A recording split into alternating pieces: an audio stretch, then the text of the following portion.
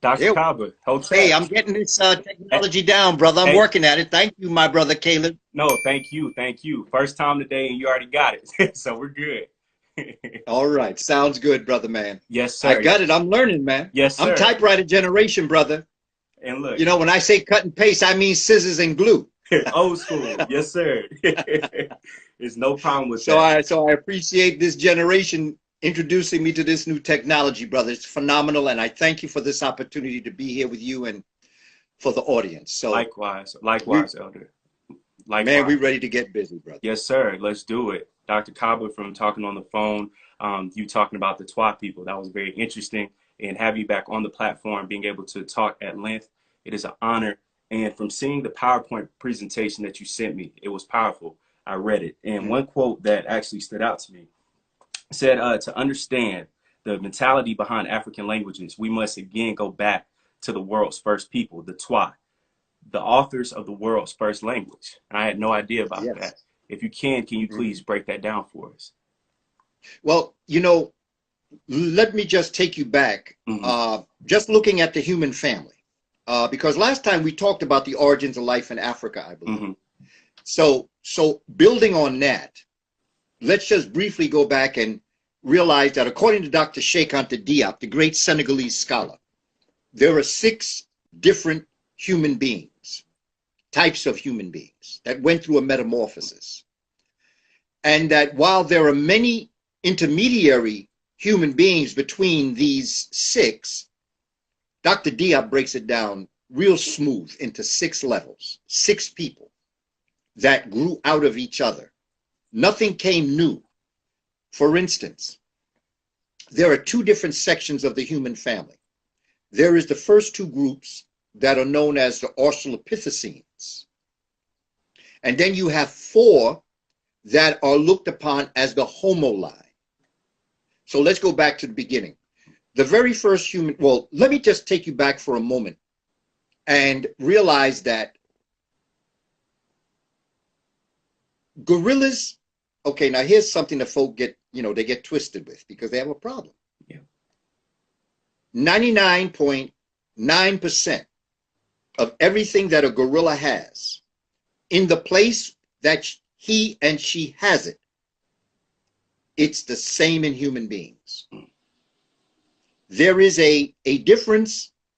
There's a morphological body type difference, and there's a phenotypical difference, a physical difference. That's true. But bone for bone, muscle for muscle, there is no difference between apes and humans. To take that to the next level, when you go into the Virunga Mountains, which is in around Rwanda and Buganda, in Central Africa, all gorillas come from that area. That's where they come from. Wow. You have the type of gorilla that went up into the mountains of the Virunga. They are known as the silverback or the mountain gorillas. Then you have the gorillas who are spanned out east. They're known as the eastern lowland gorillas. And then you have the ones that went west, and they're known as the western lowland gorillas. In this same general Great Lakes region, you have the birth of the African, the human family.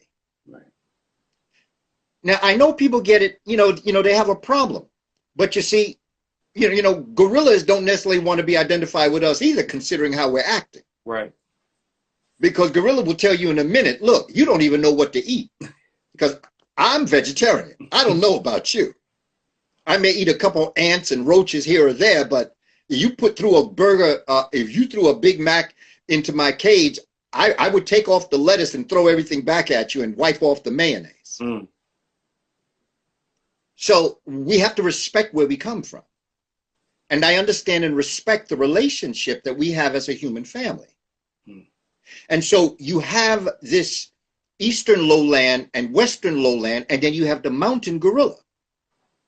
In the same vicinity, you have the human family. Now, what's going to happen is that apes and humans Humans did not evolve out of apes, nor did apes evolve out of humans. However, apes and humans have a common ancestor. Right. Some people call it Ramapithecus. I don't care what you call it. What I care about is that you understand that there is a common ancestor that connects the ape, the gorilla, the chimpanzee with the human family. What's going to happen up in the tree, because you're dealing with a very serious, dense forest that are there. And what's going to happen is that life is going to be very prosperous for the tree dwellers. There's going to come a time, Brother Caleb and family, where for whatever reason, maybe looking for food, maybe they got kicked out the tree, whatever reason, some of the Ramapithecus, some of the common ancestors came down onto the land and no longer was up in the trees. They were down on the land now. And so they had to create a life system that was prosperous for them on the land, in the savannah, which is in the Great Lakes region, the countries we today call Kenya, Uganda, Tanzania, Central Africa, and South Africa. In a specific area, what I shared with you, my brother, was the Ituri forest. Right. A very thick forest. And I gave different pictures of the Ituri forest for us to get a sense. I also believe I sent you pictures of what the Twa looked like. Yep. Now, family, I know that we may not like the pictures being with peoples of European descent. But the reason why, Brother Caleb, I included those pictures was for you and for those that saw it to get a sense of the size of these human beings. They are the Twa Mbuti, Moesha. We call them the Khoisan in South Africa, but they are derogatorily called pygmies. These are individuals who are our family. They are who every human being came from, period. No conversation. Science has told us this. And so this general region, and there is writing amongst the Kemites and the Cushites that say, we came from the foothills of the mountains of the moon, where our god Hapi dwells. Now, Hapi is a symbol that is at Kilimanjaro. The mountains of the moon, Kilimanjaro, means mountains of the moon. And Rwenzori in Uganda and in Central Africa means mountains of the moon. So it's not like they took it out of place. This is carved in our writing and written on papyrus more than one time. So the entities that went down on the ground, what happened, there was a blessing. Because we moved into what is called in geology the Pleistocene area, the Pleistocene era. The Pleistocene brought in a warming trend onto the planet, just like what we're going through now happened a couple million years ago in Africa. And had it not been for that change in weather, humans might not have come into existence, because while the earth was, particularly Africa, was flourishing in forest, that was good for the tree dwellers, but it wasn't good for the grassland dwellers. But when the drying came, it started to create and kill off a lot of the forest. So living in the tree became a hazard, and living on the ground became an advantage. And out of all of these concepts, this entity that was on the ground began to create a life system that would allow him and her to survive. Unlike tree life, land life began what we call the hunting and gathering, because while you're on the ground, you're looking for food. Yeah. And so you start to hunt, you start to gather. You gather fruits and berries and things like that, and you hunt animals, small animals. So this is what's going to happen to the human family. But now let me take you back to the 6 forms. The first human form down on the ground that begins to develop human-like qualities is called Australopithecus robustus. Very robust, big, thick, leaned over. Very much like the Ramapithecus, very much like the tree dweller. But they were changing. They were transforming themselves. Now, here's what I'm saying. Only the best of the best could have survived. And so the very best of Australopithecus robustus transformed into the second form of human being, which is Australopithecus gracile. Gracile meaning graceful, a much more slender body, being able to move through the forest with better agility.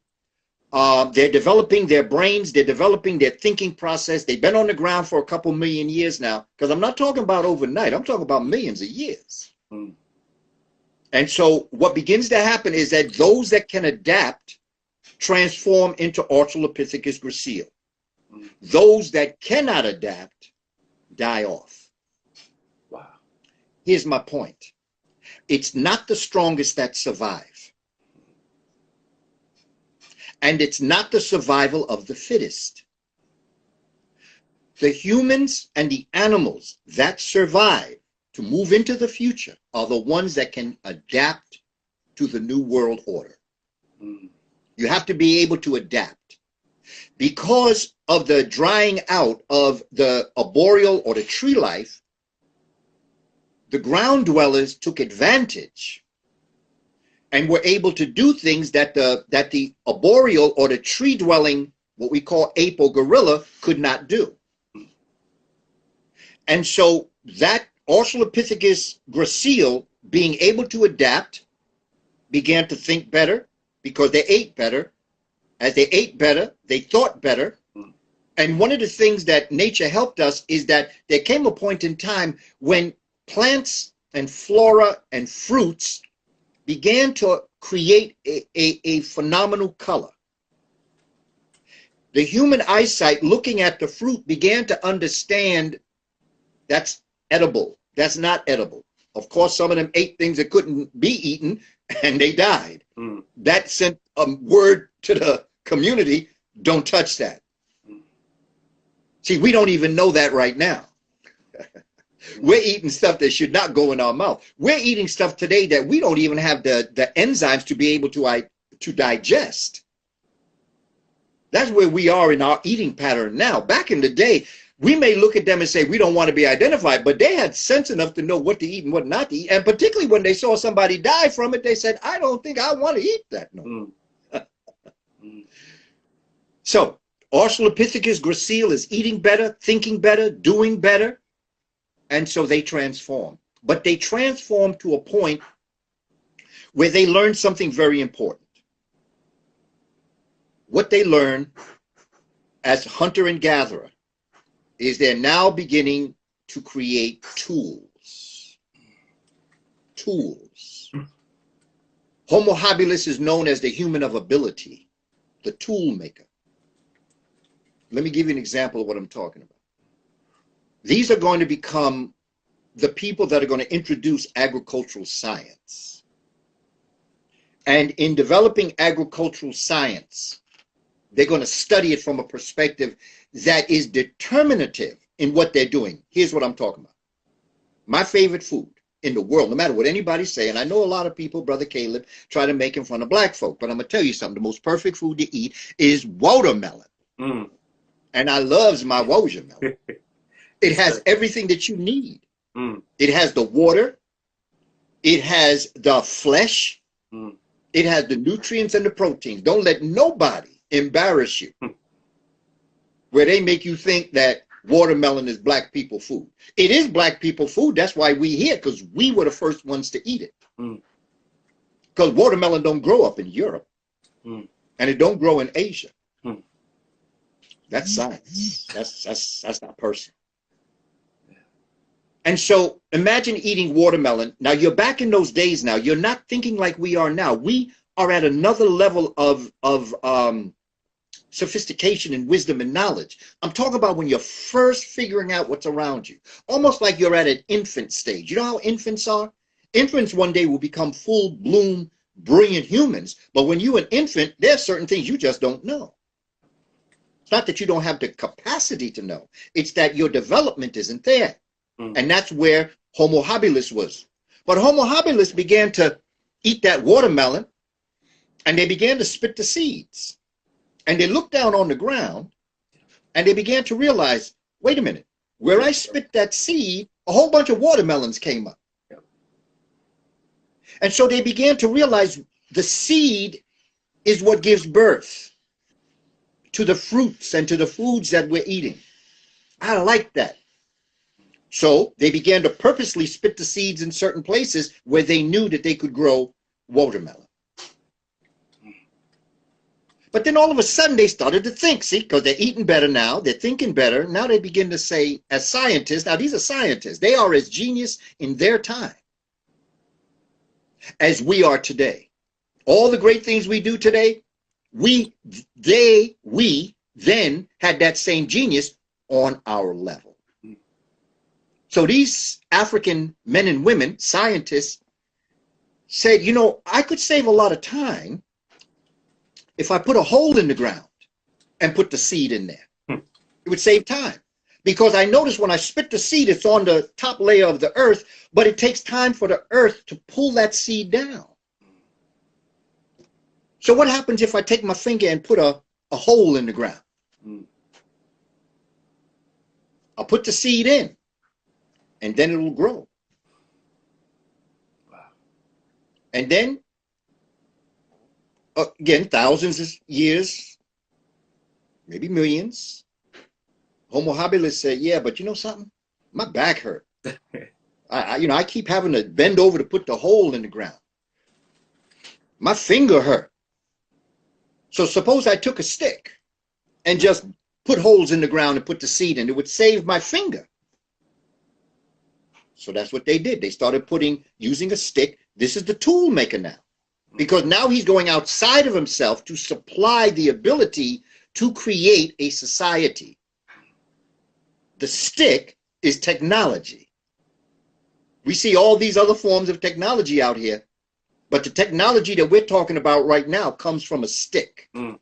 That was massive genius at that time. So they put the stick in the ground, they put it in there. Then they said, but my back still hurt. So let me take a longer stick. And this way I'll just walk upright or try to walk upright, but I'll put the hole in the ground and put the seed in. It worked. I said, wow, look at this watermelon patch. I got all the watermelons in the world. All the foods, everything is growing because I'm saving time by putting a hole in the ground. They said, yeah. But suppose I attached 3 sticks to 1 stick. Then I could make 3 holes. And then they said, okay. But suppose instead of me making holes, suppose I just dragged it along the ground. And then my children can put the seeds in the ground. That way it saved me from having to do it. They just follow behind me and just throw all the watermelon seeds in the ground. I say, wow, that's good. But hold on a minute now. Suppose I attach this stick to a cow. Right. That is the domestication of animals. This is only African people here. Ain't no other human being on the planet, and the only human being is the Twa Mbuti people right now. Ain't no Cushites, there are no Kemites. The Twa Mbuti, the short-statured people. Wow. They say, wow, that makes sense. This is Homo habilis is now developing themselves. And then they did that in other phases of life, not just in terms of agriculture. They began to see around them they could use nature to their betterment. It could save them a job, and they would be able to develop the type of civilization that they wanted to create. Wow. Then Homo habilis, eating good and thinking good, because they were eating good, and because they were thinking good, they were improving their diet, their agricultural science, their technology. Then a miraculous thing happened. And that is that Homo habilis, the ones that could survive and change, because there were some folks that I'm still going to use the stick. I don't care. You can go ahead there, you attach it to that cow out there. I don't care. Well, they didn't adapt to the new way, so they died out. It's just like right now. Okay, I told you I'm typewriter generation, but I ain't seen a typewriter in 20 years. That's right. So if I was still trying to be a typewriter, if I was still trying to do things in typewriter, you see how far behind I would be? I wouldn't even be here with you, Brother Caleb. That's right. If I was still trying to hold on to the past, you gotta move on. You got to be able to develop yourself through the new world order. Everything changes. The one thing that we know never changes is the fact that everything changes. And you must adapt to the new way. This is why this technology, you know, the first time you had to bring me through. Yeah. Okay. But once it gets past me, once it reaches me, can't pass me. That's right. But I'm excited about this new technology because, man, I can do. Let me tell you something, bruh. You see this right here? Yes, sir. Okay, flash drive. You see this right here? Yes, sir. This is like a terabyte. I'm gonna tell you a story. I worked with Dr. Chancellor Williams in 1984 when he was in DC. Wow. I came in contact with him when he had a rather bad thing happen to him. Whether it was a flood or whether it was a fire, he lost a lot of his work. He lost a lot of his work. He was devastated because this was his life's collection of all of his research and all the things he'd done. He lost it. And I often wonder, this is 1984. I look back and I wonder, what would have happened had he had a flash drive? What would have happened? My library now is on my tablet. Wow. Because I don't have no more room for books. Yeah. Okay. What would have happened if his books was on his Kindle? You see how we've advanced? Yeah. That's why I'm excited about this new technology, because it's not the technology that's important. It's how you use it. Now, if you're going to get on like what you're doing to bring information to the community, okay, that's phenomenal. But if somebody get on to pass gossip and talk about people and make them feel all, you know, sad or whatever, they're not using technology the wrong way. It's not what it is that's important, it's how you use it. Just like I told you, a tool, every tool is a weapon and every weapon is a tool. It's according to how you use it that makes it a tool or a weapon. You know, you can have a pen. A pen is a powerful piece of work. It has emancipated people. They say the pen is mightier than the sword. But if I took this pen and stuck somebody with it, it's like it's a sword. Right. Although it's a tool, it can also be a weapon. You could also take a weapon and make it a tool. Like you take a machete and you cut off the top of a coconut and you drink that coconut water, that's a tool. Yeah. So we have to understand, and this is what our ancestors were talking about. Homo habilis, the human of ability, is going to get to a point where they're going to do something miraculous. They're going to stand up erect. They're going to stand up. Up until now, these first three forms of human were still hunched over, like their ancestors in the tree. But this one, this Homo habilis, is going to begin to stand erect. Something's going to happen in the human body that is going to send them into a whole nother dimension of existence. Because first of all, what's going to happen when you stand erect is that when you're hunched over, you create cataracts in your body. You create places like in your knee or at the bottom of your foot, or when you're reaching over in your stomach area, you're bending over. Therefore, you're bending the tubes of your liquid systems and your hormones. Think about what I'm saying. When you're hunched over and you're looking up like this, there's a place in the back of your head that's an opening. It's called the foramen magnum. Wow. Foramen-magnum. See, actually, I got to spell, brother. I'm a teacher. Yes, sir. I understand. And I know if I'm throwing out words that people may never have heard, I want to put the spelling there so you can research this. Don't believe me. Research this for yourself, particularly the younger brothers and sisters. Research this, family. Because this is going to liberate you. This is going to liberate your mind. Every time you get up and go outside your building, you're going to know you got it going on. Mm. But not only are you going to know you got it on, you're going to know how you got it on. But more importantly, you got to know what to do with what you got going on. To change your life, your family's life, your community's life, and America. Mm. And the world. Mm. So when this human stood up erect, let me explain it like you have a water hose.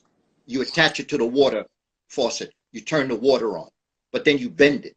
Mm. What's going to happen to the water? It's going to spurt out. Yeah.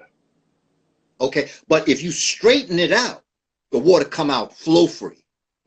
Come out. So when we stood up, our blood system changed because our circulatory system was able to get that oxygen to the body, particularly to the brain, get it moving in a really great way. It changed the direction because you see, your heart don't beat the blood. Mm. Your blood beats your heart. Mm. You don't die when your heart stops. You die when your blood stops circulating, which stops your heart. It's just science. But you got to Africanize it because these folk don't know what they're talking about, Brother Caleb. And this is what concerns me. We're following someone off the precipice. Mm. They don't know what they're talking about. Wow. Wow. So, Homo erectus stands up straight, but not just that. Something happens in the brain. This foramen magnum that I told you about, that opening where your entire system comes down, your central nervous system and all of your spinal cord, it's going through. When your head is up, when you're leaning down, it acts as an interrupter of the smooth sailing of the cerebral spinal fluid.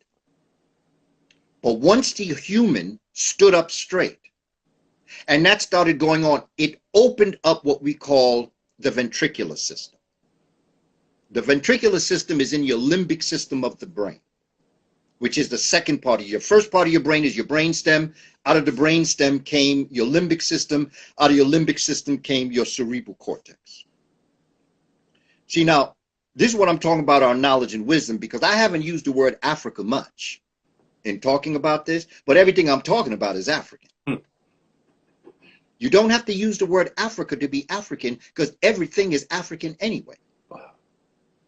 And so what began to happen is that as that body began to open up and began to, that free flow of liquids, what began to happen is a change in the structure of the way in which the human thought. And as the human thought, the brain structure changed, and what was a slanted forehead began to push forward in its thinking.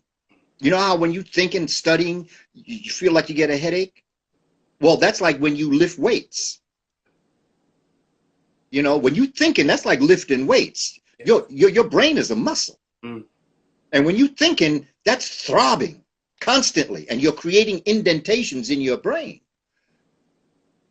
And what happened along with the free flow of the liquids is that when a human is leaned over like this, normally you're looking down, sometimes you're looking here, but when you stood up straight, you looked out. And when you looked out, that was the creation of a psychological future.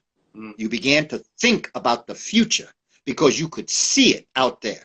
So instead of just saying, I'm going step by step, you said, I'm going over there. When you said that in your mind, you then moved from where you were into the future, which created future thinking, which is a breakthrough in intellect.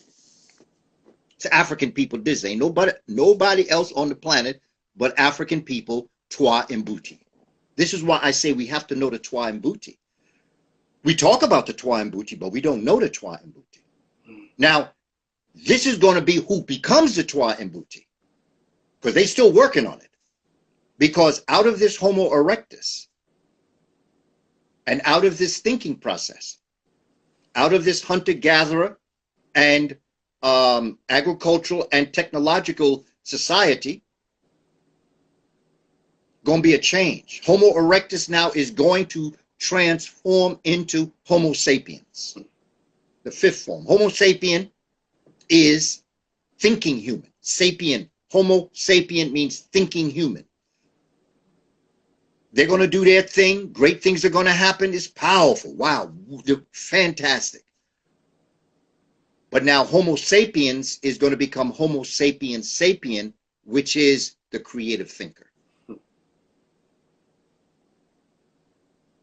And for over millions of years, this Homo sapiens is going to exist. This is who Lucy is. This is who Artie is. All these early humans that you're talking about, this is the early days of Homo sapiens sapien. But then, Homo sapiens sapien is going to transform, continue to transform, come to a higher level of thinking, and then they're going to go back to agriculture. And they're going to say, okay, when I put that seed in the ground, that's like when a man plants his seed in a woman. He said, and then inside the earth, that seed begins to grow like the seed in the womb of my woman. She's going to say, okay, at some point, the flower, the fruit, whatever comes up out the earth, like the baby come out my body. That fruit, that plant is going to grow like my baby. She's going to say, that fruit is going to age, if it's not eaten, like my baby. That plant is going to die one day like my baby. But that plant in the next season is going to grow again. And she said, just like that plant resurrects himself, so too will my baby. That was the birth of spirituality. That's how we developed the concept of a creator, was through botany, because it was evidence of truths that were seen. That's how spirituality and religions came into existence, because at the corner of every religion is the concept of, if you live a good life, you will resurrect yourself and present yourself to the creator of all. And that's what the Homo sapiens sapiens did through the Twa Mbuti, because it was through agriculture that they looked at the earth and they looked up in the heavens and they said, as above, so below. And then out of this relationship of as above, so below, they created a technological advancement, because now the Twa people are going to continue to grow. They're going to continue to transform themselves, and the Twa are going to become the Kushites. You can't understand the Kushites if you don't understand the Twa. Not just that, but there were Twa people in Kush at the same time that Kush existed. And then the Kushites are going to move into Kemet or Egypt, and they are going to develop the technology that's going to build the pyramids, but it's the Twa Mbuti that's going to actually do it. The Twa Mbuti still exists today. They are still amongst us. In fact, I still think Sammy Davis Jr. was a Twa. Wow. And when I say that, I mean because of his size, Right. because his diminutive body, that's Twa. Twa are not midgets or dwarfs, and I don't mean that in a negative sense. I just want to say it so we understand. Little people. They're not quite little people. Twa Mbuti are little people. But you notice sometimes when you have a person of very short stature, we call them dwarfs, we call them midgets. I don't like those words, but I'm going to use them because normally what you'll notice is that they either have an adult head and a very small body, or they may have a particular part of their body that's adult, but the other part of the body is child. Twa Mbuti not like that. Twa Mbuti are a perfectly sculptured human being that just happens to be 3'8". Wow. And the way you know that is to measure from your navel to the top of your head should be equidistant from your navel to the soles of your feet. Wow. And so the Twa Mbuti are not dwarf. They are definitely not pygmies, because that's how they got the name. The missionaries called them my little pigs. And all of a sudden they turned the word around. They said, okay, I won't call them my little pigs. What I'll do is I'll put the my at the end, change the I to Y, and call them pygmy. Pygmy is a derogatory term, but that's the term that we're used to. So I'm using it only so that you know who I'm talking about. Mm-hmm. Masauri is a word from Twa, is where the word Ma'at comes from. Ma'at is the guiding force of the cosmic universe. Truth, justice, balance, harmony, order, arrangement, reciprocity. What goes around comes around. And so the concept that we're dealing with here and what we're attempting to do is to go back in time. But family, I'm not just telling you this to go back. I'm telling you this like a slingshot. I'm telling it to you like when you have a slingshot and you pull that object back, you're not pulling that object back to go back. You're pulling the object back to go forward. And the further back you go, the further forward you'll project whatever's in that sling. So I want you to take your mind, and I want you to allow me to take that slingshot back into the Twa Mbuti, because to understand who you are, we get real happy with the Kemites. I understand that. Beautiful place. Did a lot of great things. But that greatness came out of inner Africa. Kemet was the mouthpiece, but inner Africa was the brain. And every form of advanced development that you see in this civilization, including this phone and the computers and everything else, you can see remnants of it in its earliest beginnings in Africa before anyone else existed on this planet. And so it becomes important. We're still on 17th of March. You all know that you celebrated March 17th, St. Patrick's Day. You all know that there's a little leprechaun, color green, that tells you to follow the rainbow, and at the end of the rainbow is a pot of gold. But Sure. Ireland ain't got no gold, so Right. where they get the gold from? Right. Okay. The leprechaun is the Twa Mbuti because they were the first people in Ireland and UK. Mm. And St. Patrick does not represent an actual person. St. Patrick represents the European male stepping on the black snake. The black snake is the feminine, the black African female that had gone into Europe and developed a society with her man. Some people call them the Druids. There's a lot of names you can call. I call them Twa Mbuti, because this is who you're dealing with right now.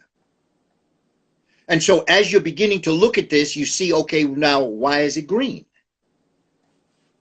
Okay, well, what's going to happen on Saturday? Spring. Four-leaf clover, green. That's a Asar. That's the Asarian drama. That's the African king in his botanical form, green, representing what? What we just talked about, resurrection. Resurrection, the symbol for resurrection, the color for resurrection is green. Sir. And St. Patrick represents the European male that stomps out the African female's power in Europe, and that's why his name is called Saint Patriarch. Come on, where you think Patrick came from? Right. He didn't exist. What existed was the stamping out of African rule in Ireland, UK, including Wales and Scotland. And I ask you, please don't believe me. Just read the book by David McRitchie, Modern and Ancient Britons. Don't believe me. I challenge us. Don't just believe people. Study what they're telling you. Mm.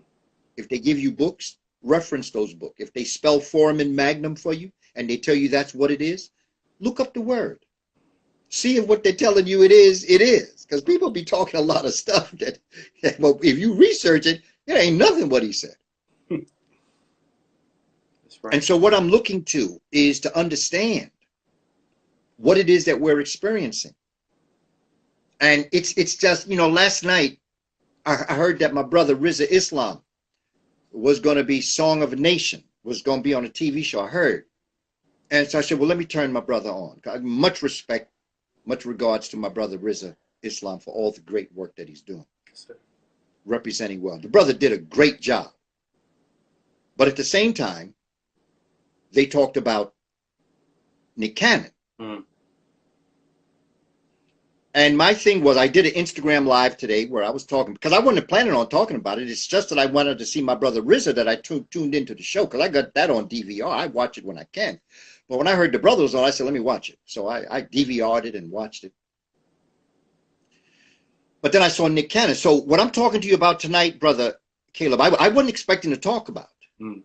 But we got to get some things clear. Yes, sir.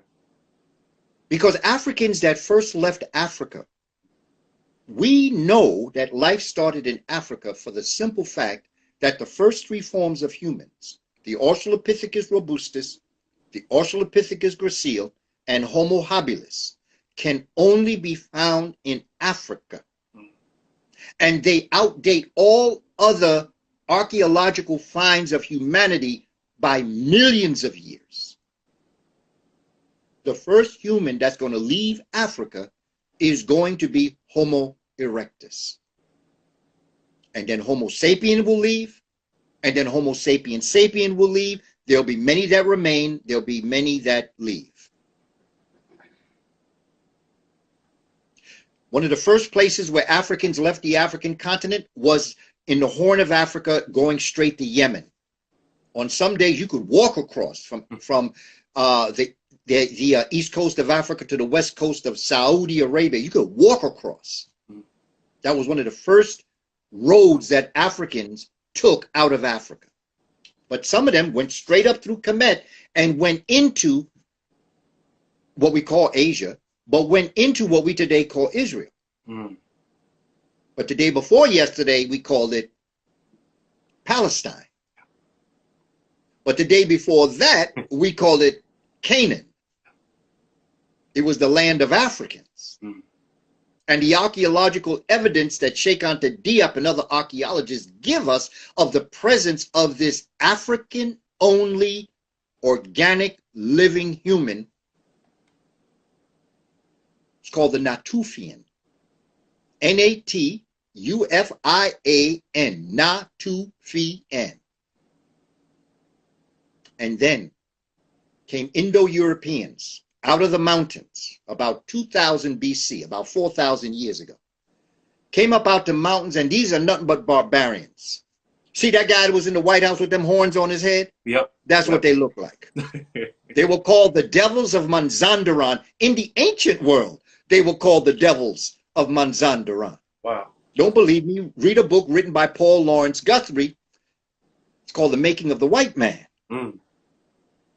Okay, and he goes into ancient texts to talk about what they were saying about these uncouth barbarians, savages coming out of the mountains of the Himalayas and the Caucasus, coming down and wreak havoc on the black people in the southern lands, in Mesopotamia, you know, in Sumeria, just came in and just did damage to them because they had nothing. They still don't have anything. That's why they did what they did on January 6th. They don't have anything. All they have, you know, I've always believed, Dr. Ben told us, the only thing that Indo-Europeans created was the Xerox machine in the patent office. Mm. Because they took everybody's idea and put their name on it. That's right. And that's just a reality. But they came down and they did damage. There's people such as the Gutayans. You know, we could go through the names of the different peoples that these Indo-Europeans were called. They created these savage groups of packs of dogs that, you know, and when I say dog, I'm talking about them, two-legged dogs. And they wreaked havoc on the melanated people of the South. And a group of them crossed over And they came into this black land that we call Canaan, or Ka Nun. Ka meaning spirit, Nun meaning the origins of the waters from whence you come. So it's the spirit of your origins. Ka Nun. We call it Canaan. And then out of this Canaan, my goodness, they wreaked havoc on these Africans and killed them. And those that they did not kill, they mixed with. Today we call these people the Palestinians. Huh. This is why I'm going to tell us, be careful whose side you go on in this war. Sometimes black folk got to step back and mind their business. That's right. That's right. Because you shall reap what you sow. And what the Philistines did to the Africans is what the Israelis are doing to the Palestinians. You shall reap what you sow. Will go around, come around. And so the conversation that we should be having is, I have only honor and respect for every religion. It doesn't. When I wrote my book, Spirituality Before Religions, my brother Caleb, I did not mention one religion in the book. I've got a bibliography in the back, but I didn't mention one religion in the book because I did not want to in any way make it seem like I was trying to denigrate another religion, because I know that by reading the books, by the Quran, the surahs of the Quran and the Rig Veda, you can go east, look at Confucius, you can go to Zoroastrianism, you can go to agnostic and atheism, Christianity, Judaism, if you want to call it that. I've seen in the walls of Egypt myself. I've read in the papyri in my research. So if I put a religion down, I'm putting African thought down. I don't have a problem with the scripture of any religion. I have a problem with the interpretation of that religion. Because sitting up in the Abrahamic religion is based deep inside of it, what we call the curse of Ham. Yeah. Be you Jewish, be it Judaism, Christianity, or Islam, you have written in those books, rewritten, because it wasn't in the original book of Islam, because Islam comes out of the mountains of Ethiopia. And the very base of that language comes from a brother by the name of Antara, who was a poet and gave what we call Arabic. I call it Afrabic, because you can't be Arab and not be African. That's what make you Arab. Remember, they came in and mixed with the African people. Yeah. And so I don't have a problem with any religions.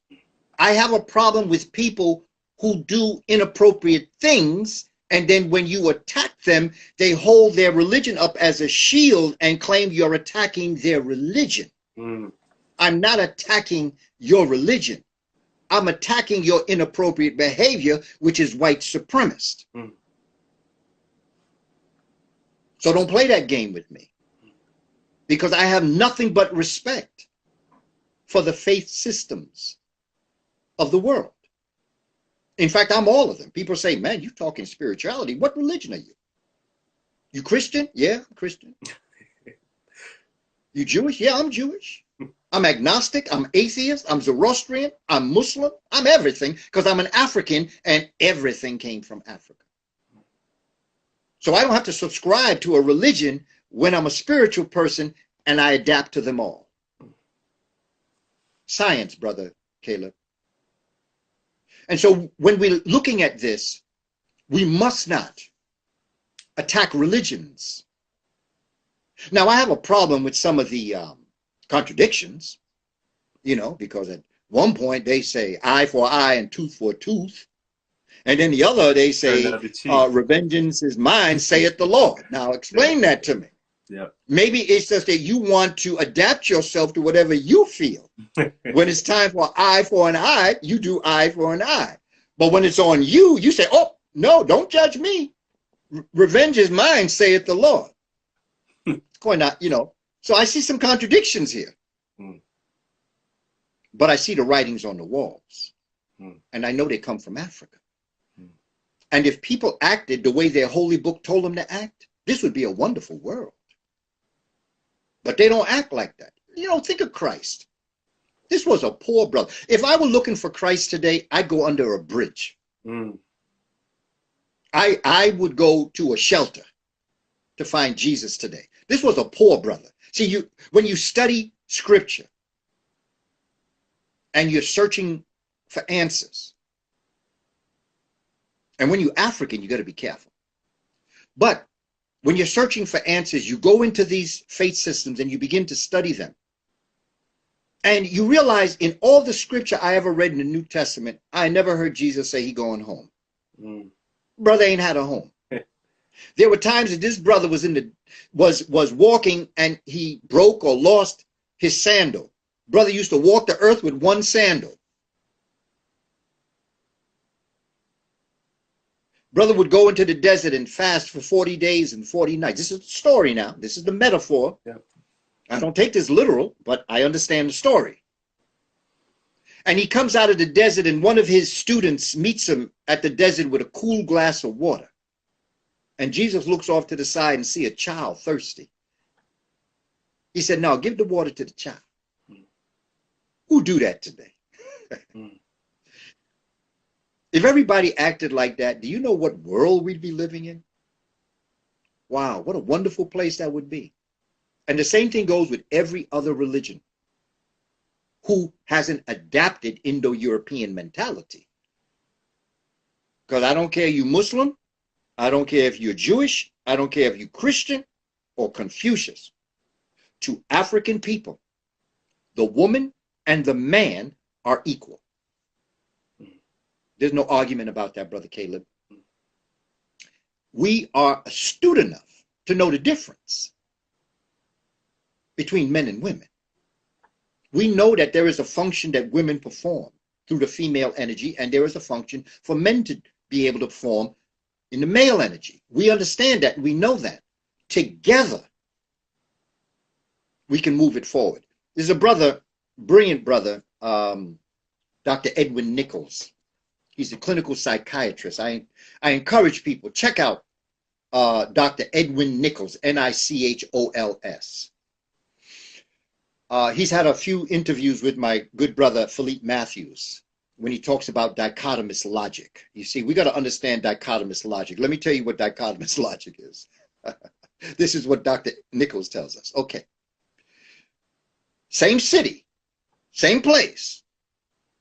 You have peaceful protesters that are attacked by violent police. Mm. That's one instance. Now you have violent protesters that attack peaceful police. There's something wrong with that. There is something very wrong with that. And yet they can justify both cases, just come out their mouth. One of the senators the other day said, oh, I knew these people coming in here, these were peaceful and they loved their country and they would never hurt the police. Forget about the 5 that were hurt and the 1 that was killed, and forget about the 100 and something that were maimed or something, and people sticking American flag poles up in their chest. Okay, I wasn't afraid of them. But if they had been Black Lives Matter, then I would have been concerned. That is dichotomous logic. And as African folk, we have to understand that we operate with dichotomous logic. I'll give you another example. Very unfortunate incident in Georgia. The killing of 8 people by a person of European descent. They happen to all, 6 they say is Asian and 2 they haven't identified. So I would imagine that it's an attack on Asian people. And I'm sure he's an incel, which is an involuntary celibate, which a lot of them are. That's why they be shooting everybody up, because they don't even know where their manhood is. They don't even know how to talk to a woman. They don't even know how to relate to a woman. And so that's why they're very heavily into demeaning their women. But the concept is, when you look at what it is that they're doing, the policeman that arrested him say, the reason why he shot them, it's not funny, family. It's not funny at all. It's ludicrous. Ludicrous is when something is so ridiculous, it appears funny. Yeah. But it's not funny. He said that the boy was having a bad day. Now, you know what they would say about a brother and what they've said about a brother that did less than that. Bad day? No. Black folk have had 400 years of bad days.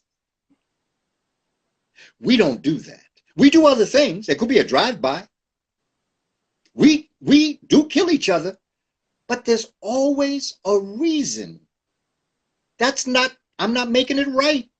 Please understand that I'm not making it right. But there is something, you mess with my boy, you mess with my woman, you mess with my family, you come at me this way, I'm going to kill you. Like the brother that went to the movies. And he's sitting in the movie, man, he's been waiting to see this movie for a long time.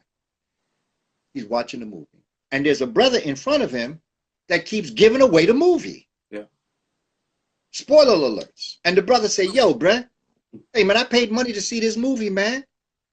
Don't be telling me the story. I want to enjoy this. Maybe you saw it before. Be quiet, man. Let me see. Okay, but the brother keep going. The brother, what? He say, brother, you better stop. I told you before, stop.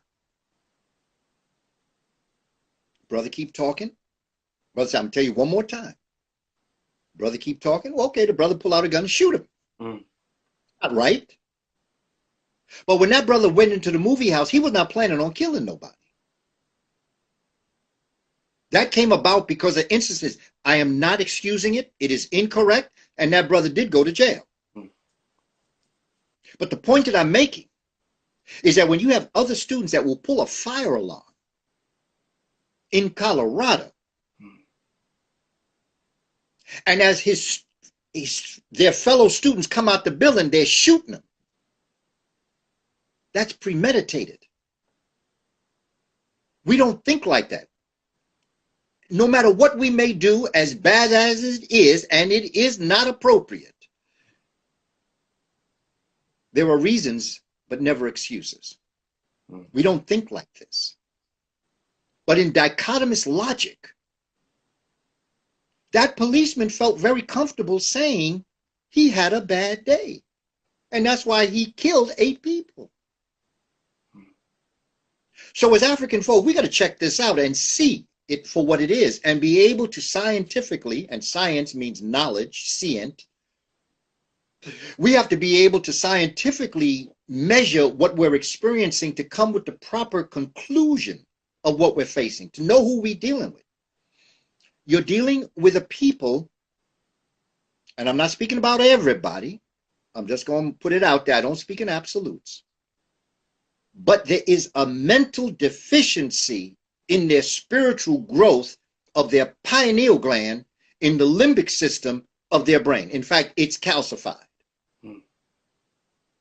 That's why they act the way they act. Wow. And we just have to understand this and come to conclusions so that when we hear people say he had a bad day, we have to understand where they're coming from. You're crazy. In fact, you cray-cray. You're not even crazy. You cray-cray. Cray-cray is when you should have been institutionalized 10 years ago, and 6 of the last 10, you should have been medicated. Because you cray-cray. That's who we're dealing with. And we go to work with them every day. And they exhibit cray-cray behavior. Every day. Not all of them, but enough of them to know it runs in the family. And so as we move through this, Brother Caleb, we just have to stop some time and think about where we're headed. And I also want to tell, particularly our younger brothers and sisters, our millennials, it's going to be all right. Eventually, it's going to be all right. We got difficult days, but we're going to get through this. We've been through worse. And if we could go through that, we can definitely go through this. So just stay strong and keep on keeping on. And have as your motto, if it is to be, it's up to me. Because it ain't over till we win. Yeah. You know, ask not for who the bell tolls, because it tolls for thee. It's your time now. It's your generation. And whatever we can do to support you, I'm with you. Because you know, Brother Caleb, our conversations that are prepared for me to have this great second occasion with you and with our community. You know what it took to get to this point right here. Yeah. And from the beginning, when you told me what you were doing, I was with you, Brother Caleb. And I will always be with you for the work that you're doing. And I just pray that, and I know that you will continue to be able to do all the great things that you're doing. Because it's your generation that's going to break through. There's a different day out here, family, and I know it may not seem that way to you. But I was born 2 years before Emmett Till. I lived through the civil rights and the human rights movement. I was a cub in the Black Panther Party. I used to go to Nation of Islam meetings on 116th Street. I have spoken at various mosques around the country.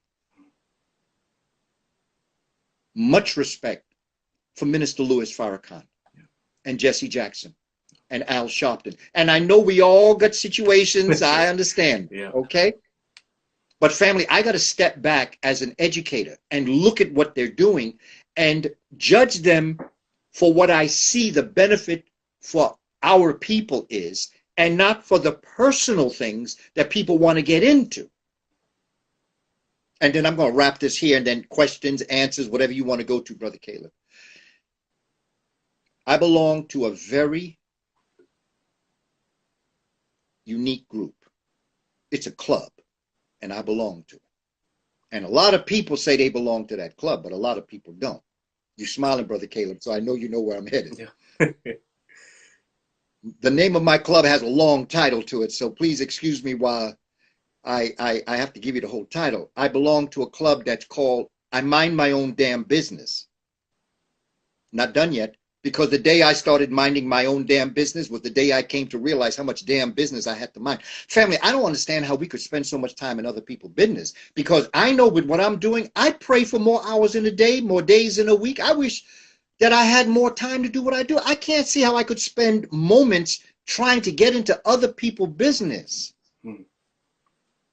It's not that we don't put each other and keep each other in check, family. I'm not saying that. I'm not saying that we put ourselves in harm's way. We have to speak up in certain at certain times under certain situations. I understand that. But what I'm saying is that as I look at us talking and going through these processes, you see, Brother Caleb, down the road, we're not going to do it tonight, but down the road, I want to have a conversation about WAP.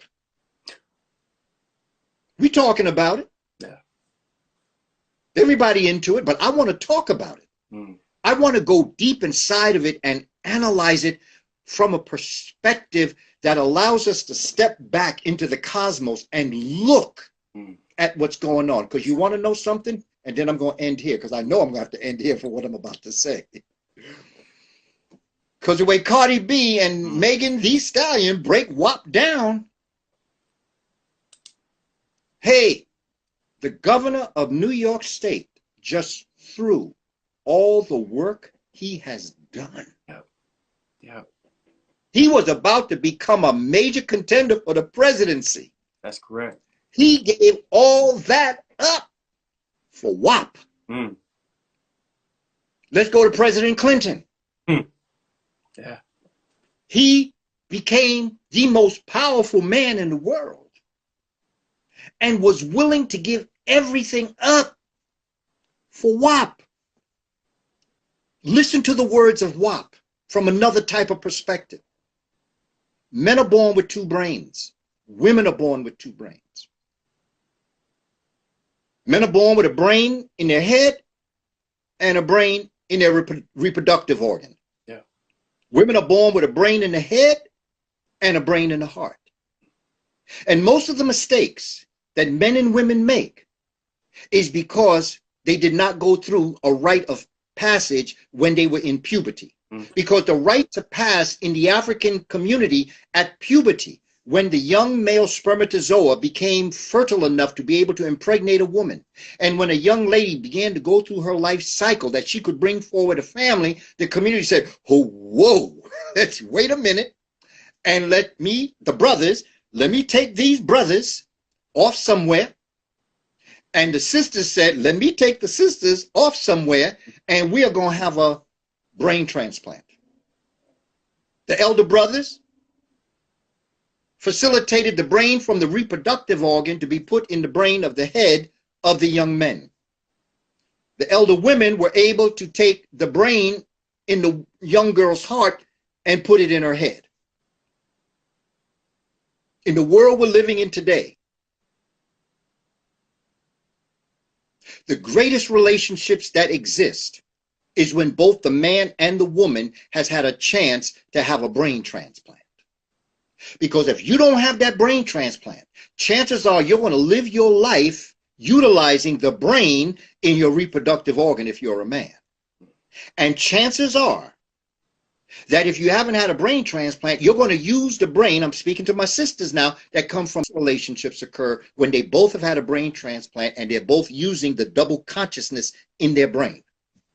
The heart feels, but don't have a right to make decisions. The reproductive organ functions, but it don't have a right to make decisions on the earth. The worst relationships is when neither have had a brain transplant. And the man operates from his reproductive organ and the woman operates from her heart. Relationships where somebody got to give something up and deal with nonsense are the ones that maybe one of them had and the other one hadn't. Maybe the man had a brain transplant, the woman didn't, or the woman had a brain transplant and the man didn't. Now, what I'm talking about with the brain transplant is taking a person through understanding the sacredness of sensuality and the purpose of sexuality. Two different things. See, African people are sensual. They're not sexual. Because we like to see. We like to smell. We like to taste. We like to hear. We like to touch. We like to think. That will lead proactively and positively to a very healthy physical relationship, because when a man and woman are in the position of reproduction, they actually are acting like God. It is the only time two humans are one. You're connected. Yeah. It's sacred. And when you're in that position, you should understand the powerful, spiritual, creative, regenerative, reproductive power that you have and respect that. But if you're not taught that, then what you think is love actually is lust. We have to start to think on certain levels. We have to start talking to our young people. Because, hey, family, we're talking WAP right now. Because that's what this is. The greatest kick. Well, I was going to tell you something that Dr. Ben told me one day, but it was rather, it was suggested. But he said, if you want to destroy an organization, well, let me put it to you like this. If you want to destroy an organization, just introduce a pretty WAP. And that will dismantle the entire organization because of the magnetism of the African woman. The African woman has been used as an object for the past 400 years. Yeah. And it's time for we as men to look at our sisters, our Hemet Neset Waret, that queen that sits next to you, not above you on a pedestal, not in front of you, not behind you, but sits on the throne next to you. Hemet Neset Waret, which means metaphorically the deep well of water that I go to when I'm parched by the desert. Now, I don't know if y'all have ever been in the desert. I've been in Sahara. I know desert, and I know what it is to be thirsty. And I know what, I don't quite know what it is to be parched, but I have a good idea because I've been thirsty. You know, when you parched in the desert, there's only one thing you're thinking about. Water. Water. Yeah. That's the only thing that can satisfy you. That's the only thing that you're looking for. In fact, you want water so bad, you create mirages where you can make up in your mind that's water. Yeah. Okay? So imagine when you look at your woman, she's not just water. She's a deep well of water that you go to when you're parched by the desert. Oh, but hold on. Not only is she water, not only is she a well, but she's a deep well of water, which means sister will fix whatever is wrong with you. And that is something that I have a enormous amount of respect for our sisters. And I have enormous respect for our brothers who have fought through this over these years. Because quite frankly, Brother Khalid, and to all those that are listening, when was the black man ever meant to be a father? When was he ever to exhibit manhood? Two things that would scare the life out of. Well, look, it scares him right now.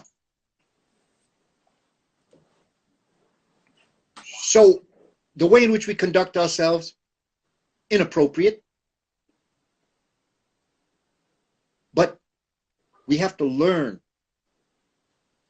what and who we forgot we are. We must relearn this. We have to reboot our neurons in our brain and connect them into the cosmic reality. Return back to the way we were. And understand that. Look, we had our problems. We have our saints and our sinners. African folk had their problems. But the law was Ma'at. You always could go back to Ma'at. Whenever you got lost on the road of Ishvet, you could always find your way back to Ma'at. But in this society is Ishvet. It is chaos and disorder and disarrangement. It is injustice. Out of whack, out of balance, out of harmony. And that's where we are right now. We need a symphonic revolution. You know, there's a song by Mandrill, Symphonic Revolution. Went back in the day. I just took a couple of folk back to the day. Symphonic revolution. We need to work on that. So, brother, I'm going to stop there, and I'm just going to open it up because I've been talking quite a bit. You good, Elder. I enjoy these conversations. My job is just to sit back, listen, take it all in, and everything that you're saying about Ma'at, the balance, our spiritual connection. My age group, I know there's been this big awakening when it comes to questioning things, whether it's Christianity, Islam, whatever. How do we get back to that spiritual connection that the Twa people had when it came to knowing who they were, being connected with nature when it comes to having Ma'at? How do we find that balance again? Absolutely. That's a good question, brother. Thank you. And I often answer it this way. We each have 2 parents, 4 grandparents, 8 great-grandparents, 16 great-great-great-grandparents. If you go back 20 generations, which if a generation is 20 years, you're going back 400 years. If you go back to the year 1621, 400 years from now, 2021, for you, Brother Caleb, and for everyone that is listening right now, and for me, when you look at all those ancestors and all those numbers, 2 parents, 4 grandparents, 8 great-grandparents, on down the line, 20 generations. Within you, there is 1,047,576 people.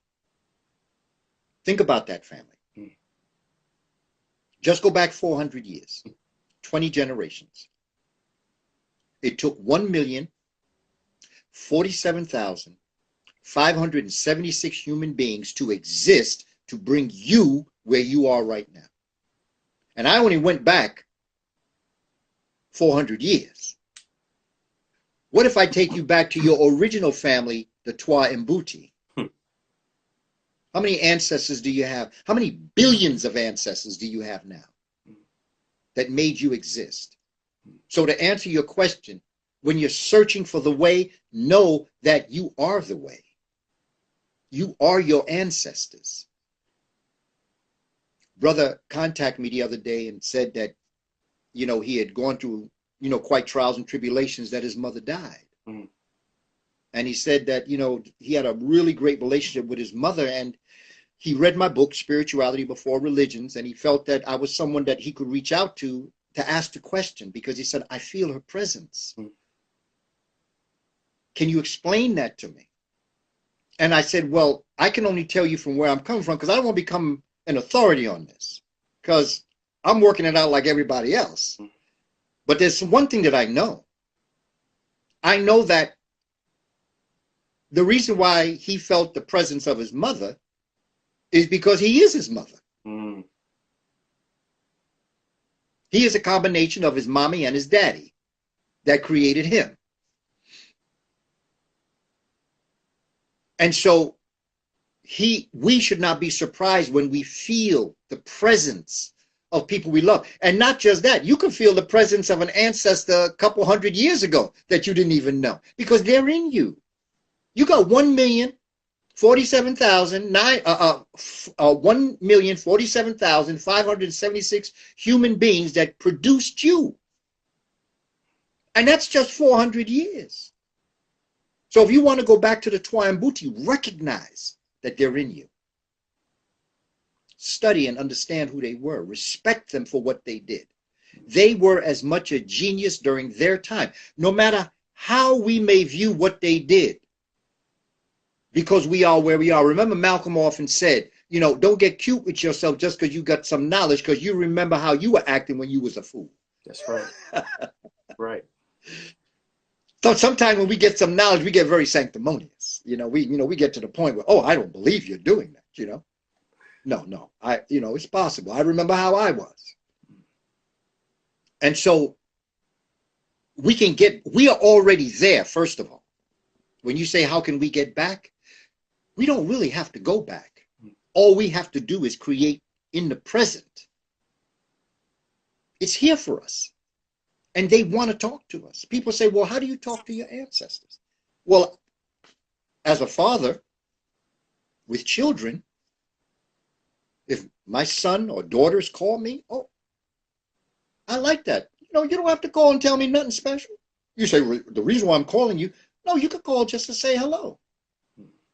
That's how I see the creator within me, because I am the creator having a human experience. But that's how I see it. There's no formal way to talk. How do you talk? However you talk. And the voice that you hear, that's the creator. You are the creator having a human experience. You have the power to do it. There is nothing stronger than the indomitable spirit in human beings. No matter how AI may go, artificial intelligence, no matter how that may go, there is nothing more powerful than natural intelligence. Artificial intelligence has its way. Just like I told you, I'm feeling these flash drives. Yeah. I like this technology. I like this phone. I like being able to do this with you, Brother Caleb and family. I like getting on my computer and do my work. I like that. But this is not my future. It's part of my future. It's what I do with this that determines who I am as a person. There is nothing stronger than the indomitable spirit that resides in each and every one of us. Nothing is stronger than that. And we have to understand this.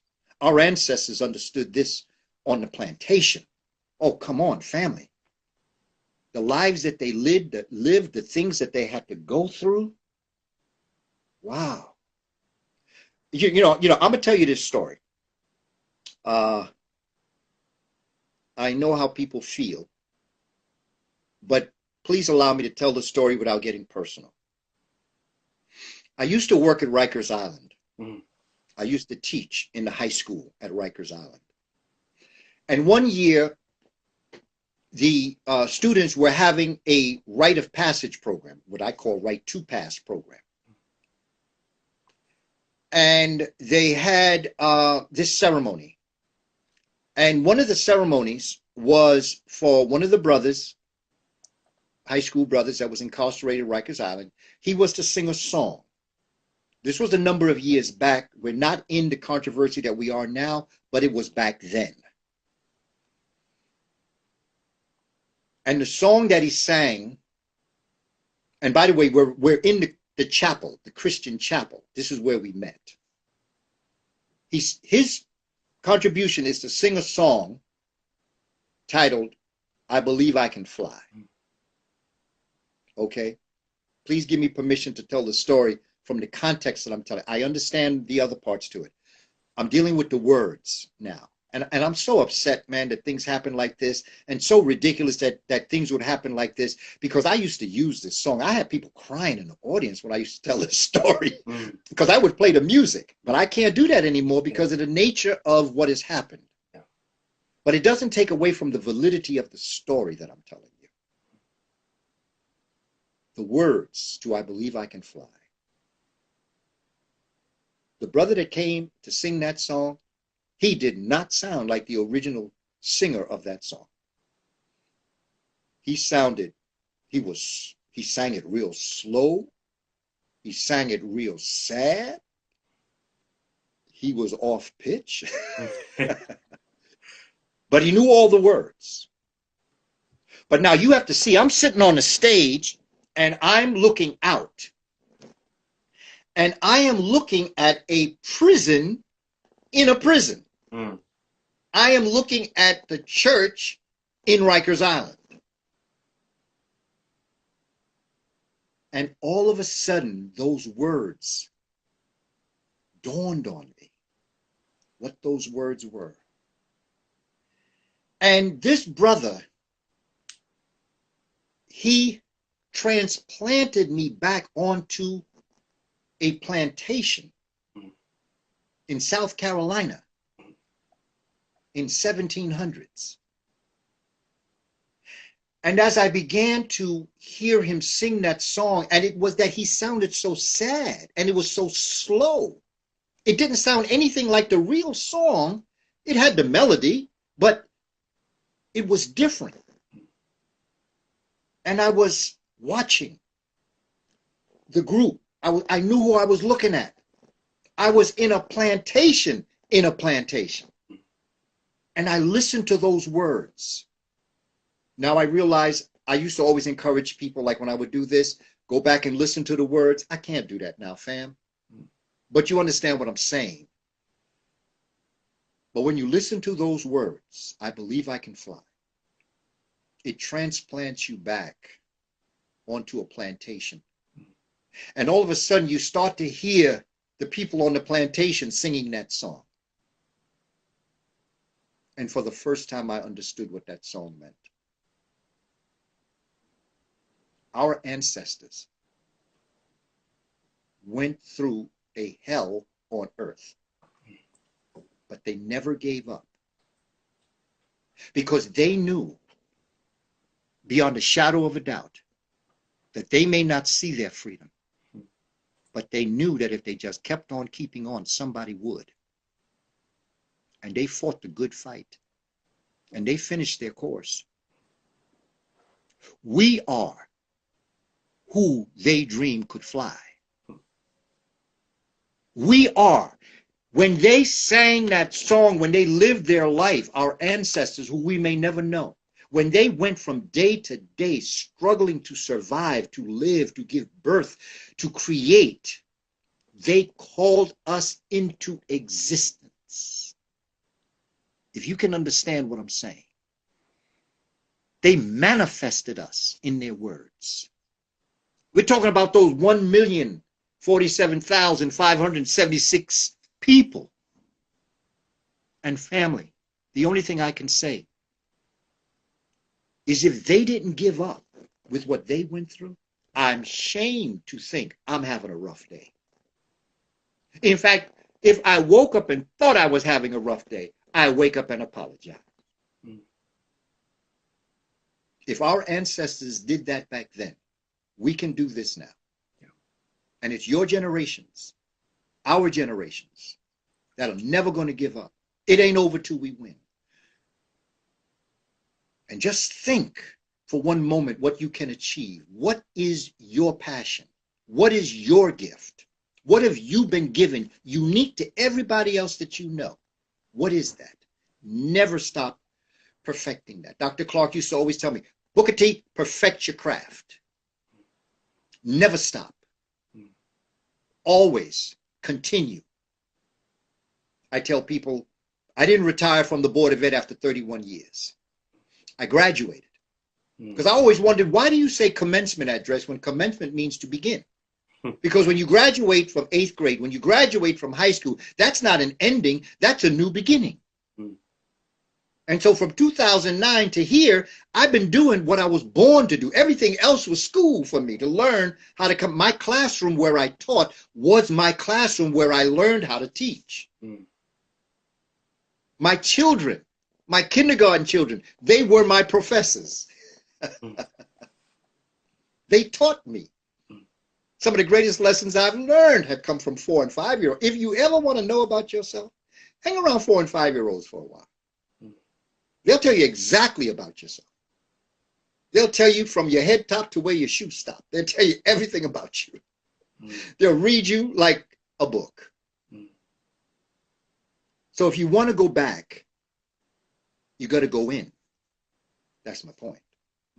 If you want to go back, you go in. Because all of your ancestors dwell within you. They're there. They're there. And they're waiting for you to ask. Just like a father or mother would wait to hear from their children.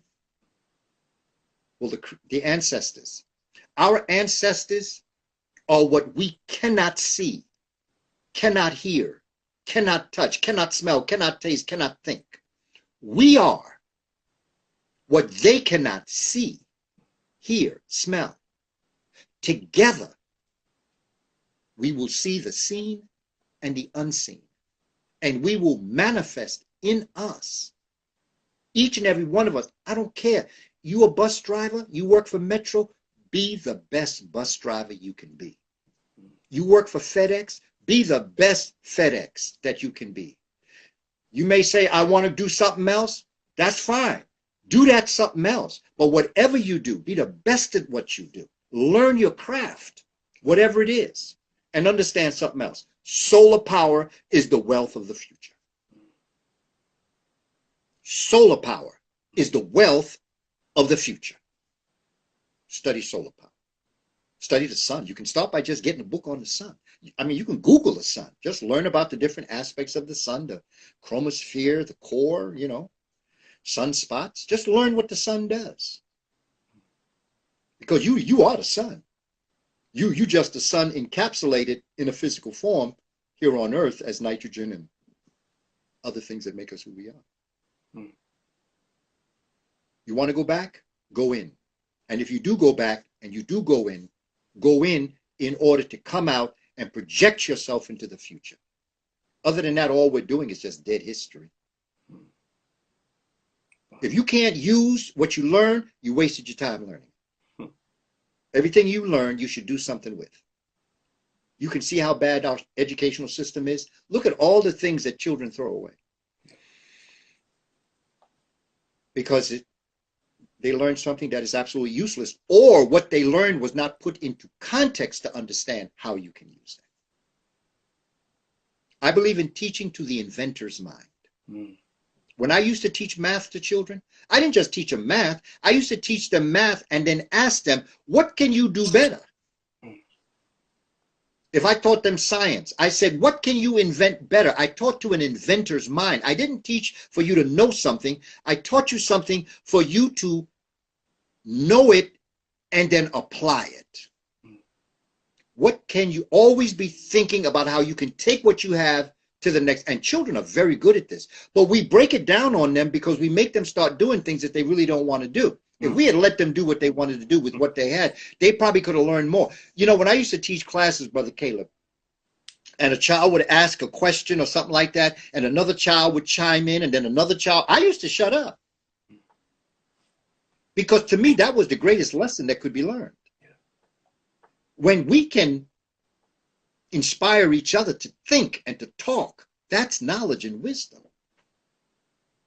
So some teachers say, okay, stop it now. I'm teaching you about finding the common denominator. So just calm it down there. No, I used to just let them talk. When I taught, you know, many years that I taught kindergarten, I used to always tell the principal who would come in, because every so often, 3 times a year, the principal has to come in and observe you as a teacher. And so when they would come into my kindergarten class, I used to, and then you had a pre-observation, and then you had the observation, then you had a post-observation. A pre-observation is when you met with the principal ahead of time and you gave her or him the lesson plan you were going to teach, and you talked about what you were going to do. And I would always tell the teacher, I would always tell the principal, look, please do not judge me for the amount of noise that you hear in my class, because I encourage participation in the class. I said, if you want to judge me, listen to what they're talking about. Brother Caleb, they were always on point. They always were talking about the subject that I was teaching. But they were loud, brother. They were, and I let them get loud. I didn't care. That's children.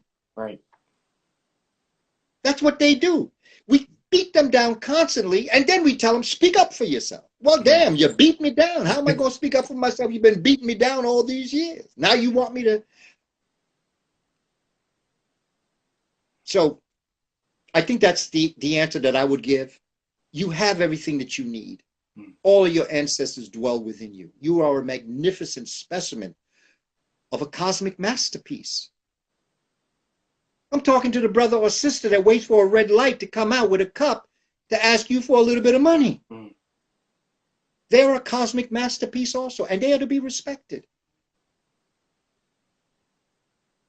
You know, when I come upon a brother or sister, I may not have anything. I tell them, brother or sister, I ain't got nothing today, but I wish you have a good day. Stay safe, stay healthy. Maybe next time we meet, I'll have a little something. I'll check you. And, because I take the same pattern home, a lot of times they are there. If I got a little something, I give them something. If I got a bag of peanuts, I give them that. If I got an orange, I give them that. That's the Creator's child. That is the Creator having a human experience. It's a rough existence for them, but they still are the Creator, and I see them as the Creator. I don't disrespect them for where they find themselves. But by the grace of God, Brother Caleb, there go I. I grew up and was raised in a project with all of the things that are in projects. But I don't really talk about the bad things in the project, because I also knew good people that worked every day and worked hard to get their family ahead. I knew fathers and mothers that tried to get their families ahead. I know mothers that by themselves did everything they could to do the best for their children. The projects have good people in them, solid citizens of the world. I tend not to try to talk about all the rough times I had, because I want to talk about the good times I had. I've known some great people in the Amsterdam houses across from Lincoln Center in New York. And I respect them, and they respected each other, and they respected us. And I'm going to tell you something else. Every so often on a Sunday, my mother cooked chicken and kidney beans and rice, Southern style. My neighbors from Puerto Rico, they prepared arroz con pollo y habichuela, which means chicken and rice with beans. Okay? We had a Haitian family above us. They cook poo, chicken and rice and beans. And all of us would get these little plates. And I would take plates to Senora Gonzalez's house and to the Paris house. And they would give me one of their dishes. We never complained about how it tasted. We just talked about how good it all was. We have to stop fighting amongst ourselves. That's number one. Number one, you got to stop fighting amongst yourself. But first, you got to stop fighting with yourself. You have to embrace your greatness. Don't be shy. Embrace your greatness. Walk out in the world on your square and conduct yourself like a cosmic being. And just realize that you've been placed here for a divine purpose with all of those millions upon billions of sperm cells that your daddy released within your mother, that one sperm cell that created you, had a purpose. That sperm was just swimming. Say, I got to get here. This is my destiny. This is manifest destiny. And that egg of your mommy said, I got to get that sperm up here. So she magnetized herself and drew that sperm. And the electricity in the sperm tail just started moving. And they met. And then once that sperm went into the egg, mama circumvented herself and closed it off and didn't let no other sperm anywhere near. And that's who you are. You have a purpose. Your job is to find it and perfect it. That's it. Much respect. Yes, sir. Much respect. That's powerful. Dr. Kaba, Elder, my very last question for young people right now during this time, from seeing people who look like us dying on TV, kids who grew up just like you, right, in the projects, low opportunities, education system, going to church, seeing always white people in a dominant position. How do we build up our confidence? And two, how do we not give up, right? Because I know that right now young people go through so much. So how do we fight through this? Absolutely. You know, I've worked with young people who, for want of a better way of explaining it, have considered suicide. And I say to them, what is your greatest dream? I said, you know, if you could imagine all of the greatness, and I don't care if you want to be the #1 basketball player or the singer, or you want to be a computer analyst, what is your dream? And we'll get into a conversation, and I'll have them build it so that they are really up where their greatest dream is concerned. And I would say, imagine that you may take your life today, but tomorrow the opportunity to get that was going to come, but you never lived to know it. I understand. I don't know, but I understand what we're going through and what we can imagine, the pain that we're going through, and in the variety of ways because of our own different backgrounds. I can't speak to that because I had no control over that. But even if we're not talking suicide and we're just talking about wondering what's happening, know who you are. Know your greatness. Understand there's a reason why you're here. The Creator doesn't make mistakes. You're here for a purpose. You were destined to come into existence 25 trillion years ago. You were on your way. It just took you 20-something thousand trillion years to get here. But you're here now. What's your purpose? Understand what people are doing. In life, there are people who were born to stop you from achieving your goal. You were born to make sure they don't.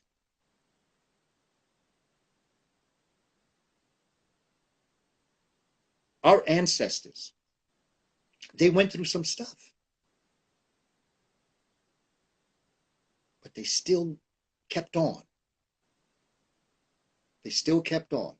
And I tell you, fam, I got such a respect for that, because in studying history, you start reading what's called slave narratives. You start reading conditions on the plantation. You start reading books like That Peculiar Institution. You start reading books that let you know what human beings went through. But despite that, and in spite of that,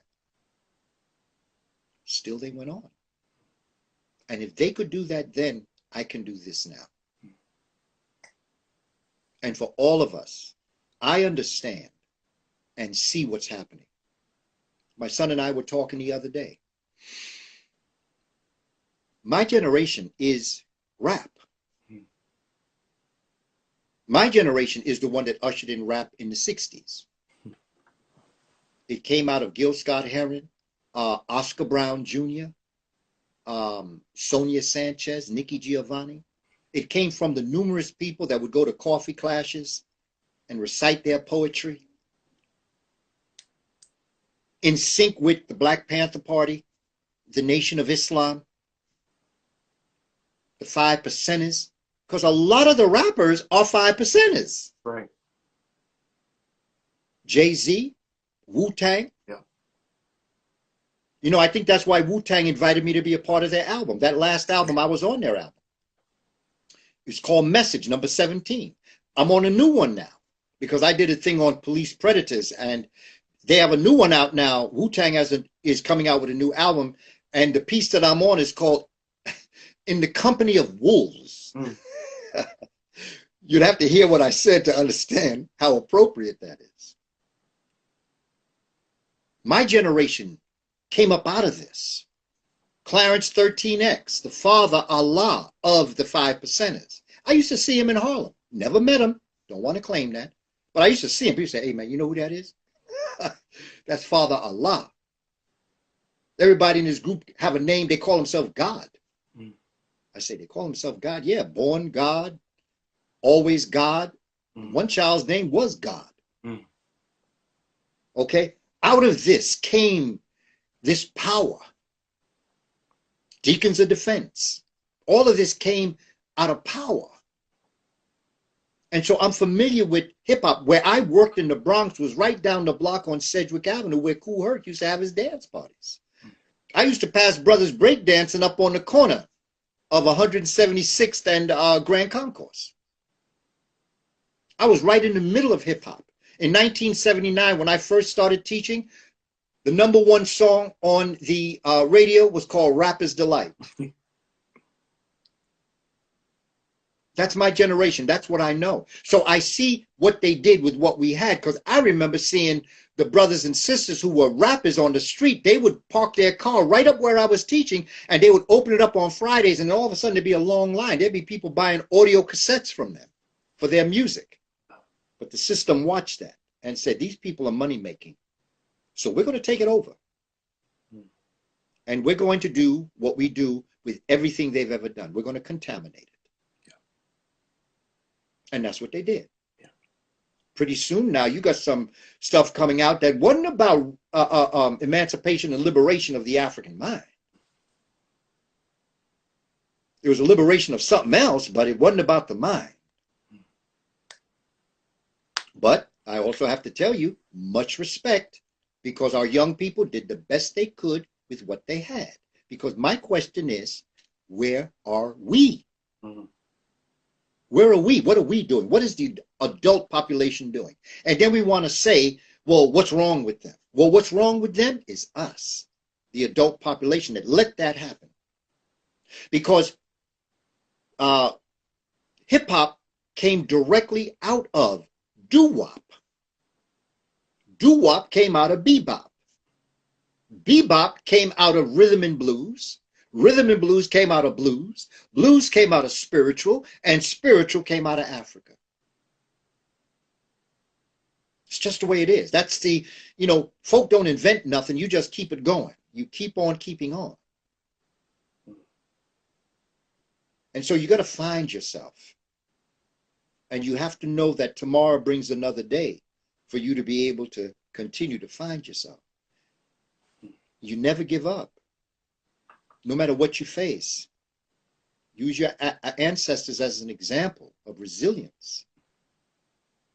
Look at your own parents. You don't have to go back to classical civilization. Yeah. Look at your parents. Look at those who bring you up.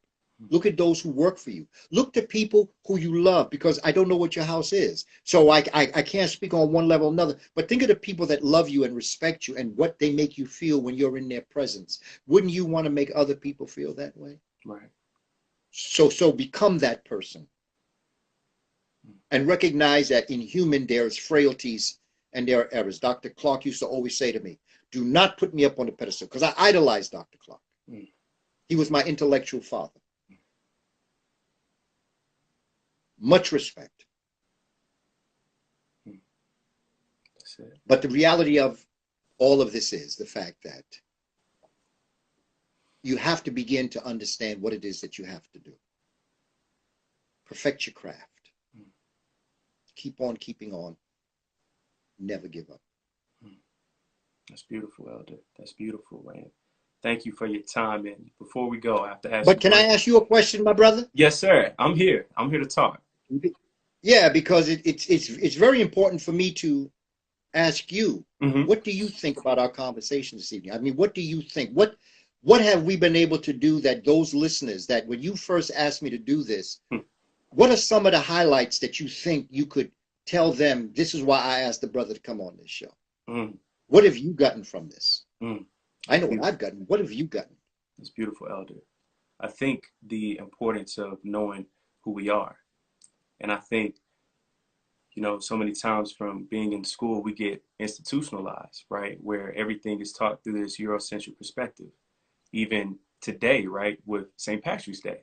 I remember growing up seeing Black people celebrate it and us not knowing the historical context behind it.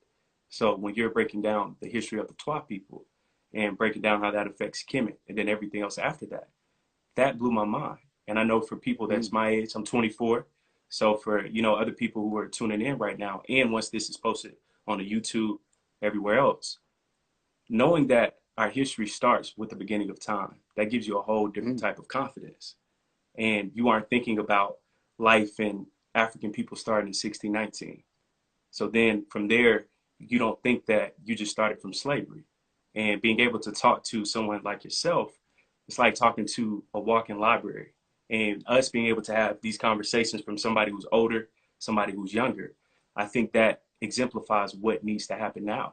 Because your generation has seen all the legends when it comes to John Henry Clark, Dr. Ben, Malcolm, Martin, all the amazing women as well. And I feel like y'all are like that last bridge because y'all saw everything firsthand. So being able to listen to all the information that you have to provide.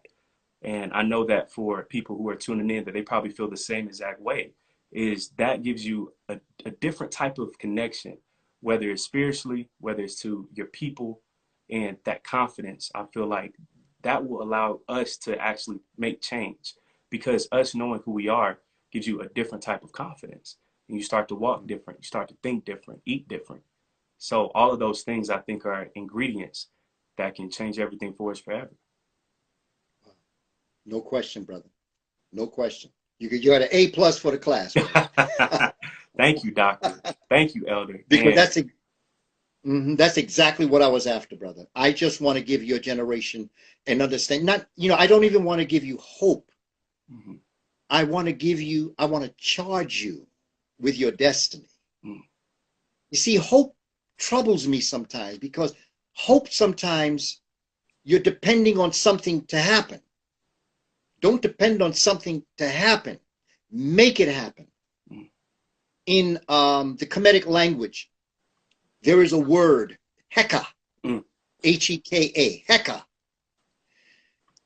The way I've seen it defined by other cultural definitions, they say it's magic. That's magic. But when you study heka from an African perspective, it doesn't mean magic. It means will. Mm. It means to will something to happen. Mm. When our ancestors were on the plantation, they willed their freedom and they manifested us. Mm.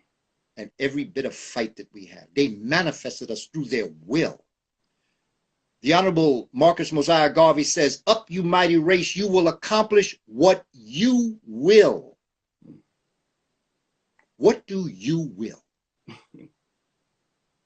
Go after it and let no one get in your way. Nobody get in your way. Go after it with everything you got because you know something? That's there for you to get. That's why it's there. Get it. Your generation got it. Your generation has a lot of things that the other generations didn't have. The other generations manifested it because of what they did, but now you got it. Just like generations before me did what they did. Now I had it. Yeah. Got it. You see, I tell people, I don't do what I do for the ancestors. I do what I do through the ancestors for the children. Mm. Because the ancestors gave it to me to do. They say, well, why are you giving it back to me? I gave it to you to do something with. Give it to them. I already did my thing, and I gave this to you, which is a legacy. I gave you our legacy. So now you take that legacy and give it to the children. So what I'm doing, I am not doing this for the ancestors. I'm doing this through the ancestors for the children. And for those, I'm saying 24, you know, you could be my grandson. Yeah. So I'm doing this for you. And I'm doing it for all of the people that are listening to your program. And I'm asking you, don't believe me. My purpose is not for you to believe me. Mm. Research it, because I got books up. If you go to my Instagram Live, I don't know if you put the books up, but I got the books on Instagram Live. Because I don't want to send you out there. Just listen to what I say and believe me, say, yo, but Brother Kaba said this. No, I want to give you where I got it from for you to study, for you to understand. It's ours, brothers and sisters. We're going to get this. I'm telling you now. Dr. King was right. We're going to get to the promised land. I promise you that. But we have things we got to go through. There are lessons that we still have yet to learn. And one lesson we have to learn, family, is we must stop fighting amongst ourselves. People talking about ADOS and people talk about Pan-African. Yeah. Okay? I'm ADOS. I am an African descendant or an American descendant of slaves. I am. But I'm thorough Pan-African. Make me no different. You from Ghana, you from Jamaica, you from Puerto Rico, you are from Holland, you speak Dutch. It don't make me. If you are African, you are my brother or sister. But I will always look out for my people. The brothers and sisters that are indigenous to the United States, I will always work on your behalf. I will always be in service to us as a people. But my being in service to us as a people does not negate my family who is from another part of the world, but they are African people too. And if you tell me about an African that acts up, acts inappropriate, has no respect for African American people, he's not doing that because he's an African. He's doing that because he's an ass. So I'm not going to hold him being African as the reason. Human beings come in all shapes and sizes. They come with all sorts of attitudes. And if I can't get along with somebody, or somebody think that they are superior to me because of the nature of their background, and they African too, then I just put you in the category I call stuck in stupid. That's right. But I will not hold another African accountable for what one African may do to me, or someone from the Caribbean, or someone from Central South America. Because quite frankly, Dr. Clark used to always say, I say it too, I ain't never met a mind finer than mine. I'm not saying my mind is finer than other people, but I'm saying I ain't never met a mind that's finer than mine. And that's how you should think. Ain't nobody better than you. There are those that are as good as you, but nobody better. But to do that, you got to be your best self. You lead by example. That's right. Elder, you have given me your time tonight. You've given us so much knowledge. Before we go, I do have to ask you just one more thing, because speaking on language, the power of the tongue, in the PowerPoint that you sent me, one of the quotes said, in Kemet, there was no separation between speech and action. Can you please speak on the importance of the power of the tongue? Yeah. Well, the key is that the three major what might be called the codes. There were 10 lessons in life. There was 10 laws of the cosmos. The first law was to control your thoughts. The second, control your words. And the third was control your actions. All of three are words. What you think are silent words. What you say is spoken words. And what you do is action words. The word is supreme in Africa. And so when you're dealing with thought and action, word and action, what you're dealing with is the thought might as well be dead if you cannot make the word become flesh. Might as well be dead. The reason why you have the thought is to be able to take it to its next level. That's its purpose. One leads to the other. Your thought, your word, your action. And all three, as you bring them together, puts you into a position where you will achieve whatever it is that you're meant to achieve. And so the idea of action, everything comes from action, because when you said earlier that we spoke about time began, well, the moment that time began is called Kepra Septepi, which means the coming into being for the first time. History was created then, because before that, you had a concept of the potential energy within the Nun. But once that first moment came, history began, time began. And as you went through time, you began to develop ways that you could do what you were going to do. Everything comes out of an action, the conversion of energy at rest into energy in motion. Potential energy converting into kinetic energy. That's what brought the cosmos into being. That's what brings us into being every day we wake up. We come from the potential energy of rest into the kinetic energy of waking up and starting our day. And everything you do in between that is what's going to mark who you become as a person. Thought and action. Did I answer your question, brother? Perfectly. I appreciate it, Doctor. Doctor, Okay. Before we leave, where can everybody follow you, keep up with your work, and purchase your book as well? Spirituality. Absolutely. And fantastic. Got 2 books.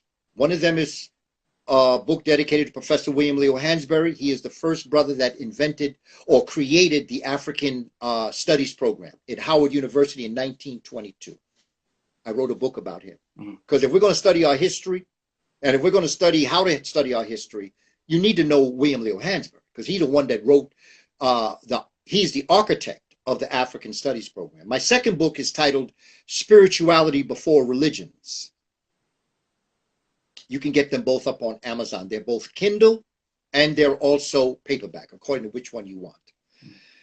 But those are my 2 books that I have written. Also, I encourage you to go to my website, www.kabakamene.com. KABAKAMENE.com, and you can download my free e-course and my free study guide. Study guide is the most important work that I've ever done. It's the outline of where I was going. Dr. Clark often used to say that you may not get to your destination, but if you leave the proper roadmap, those that come behind can follow where you were going. That outline is my roadmap.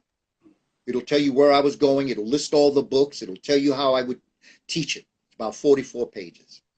To me, it's valuable. Of course, Instagram, Kaba Kamene, and there's a number of, once you go there on Facebook, and I just look forward to the future.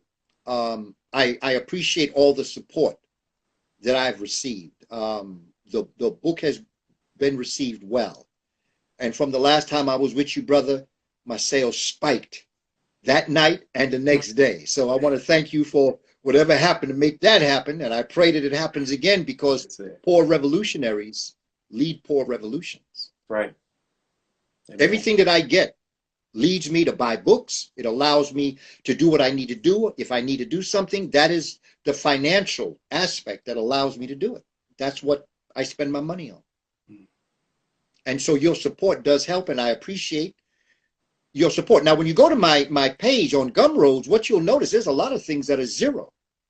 I'm not asking you for money, because I realize, family, time is tight. Not just now because of the pandemic, but in general, things are tight.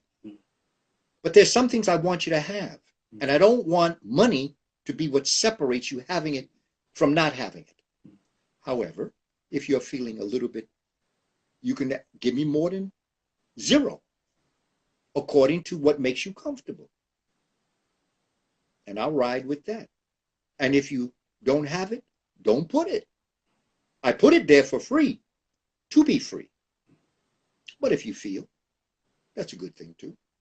So I appreciate everything. Yes, sir. And I appreciate you, brother Caleb. Again, I encourage you to continue this great work that you're doing, brother. Thank you, doctor. Thank you. And I thank you for this opportunity to extend the work that I'm doing and to introduce me to your community. Thank you so much for this opportunity. And for all of you who tuned in, thank you for your time. Time is the most precious thing you have. So I respect your time. Yes, sir. Thank you so much. Thank you, Elder. And you are always welcome to come back up to the platform. Next time, we'll be able to talk about WAP. So I got you. But thank you. Much love. Yeah, we're going to get it. Get ready for it. Yes, sir. Hey, man, we ain't covering nothing up, brother, because your generation likes it, man. Drop it like it's hot. Yes, sir. Yes, sir. You know, don't put no sugar coating on it, you know. That's right. Deal with it. That's right. That's right. So I'm looking forward to having that conversation, brother. Yes, sir. Dr. Kaba, you have a beautiful evening. Everyone make sure to donate. I will do so as well. Much love. You have a beautiful night. You also, brother. Thank you for the opportunity. Keep on keeping on, brother. It ain't over till we win. Yes, sir. I got you. Much love.